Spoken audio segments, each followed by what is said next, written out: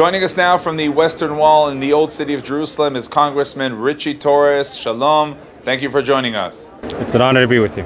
Tell us first of all, please, about the message of your visit here in Israel with the UJA Federation of New York.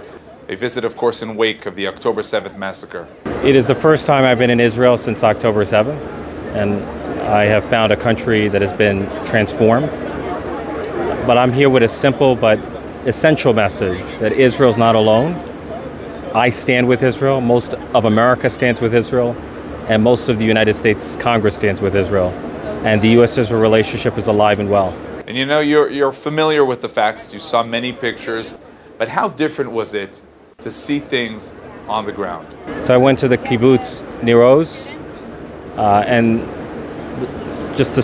what I saw was so sobering. I mean, 1/4 of the population had either been murdered or kidnapped. 1/3 of the homes were burned down. You know, I met members of the hostage families who are connected to half of the hostages that were held captive by Hamas. You know, I heard the story of the oldest hostage who lived through not one but two massacres of Jews, not only October 7th, but the Fahud in Iraq. And so the stories were so sobering. And, you know, I can sense in Israel that the country remains in a state of deep trauma and shock and grief. And yet, despite the overwhelming shock of October 7th, I'm amazed by the remarkable resilience of the Israeli people. You know, I spoke to one of the survivors of the Nova Music Festival, and he had a tag that read, "We will dance again." And those words, "We will dance again," beautifully captures the resilience encoded in the Israeli DNA. Now, you mentioned that you're standing with Israel. How do you relate to the feeling in Israel that the U.S. is not standing with Israel like it was during the days after the attack? Well, look, the United States approved the transfer of weapons to Israel. You know, what we're witnessing is not a change in American policy, but a clash of personalities between the Biden administration and the Netanyahu administration.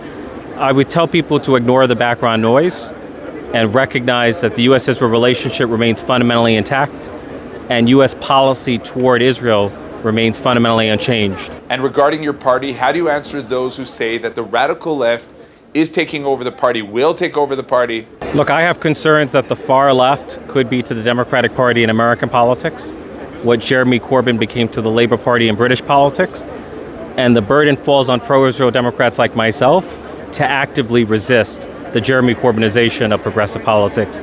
And I'm hopeful that we will win, and when we fight, we win.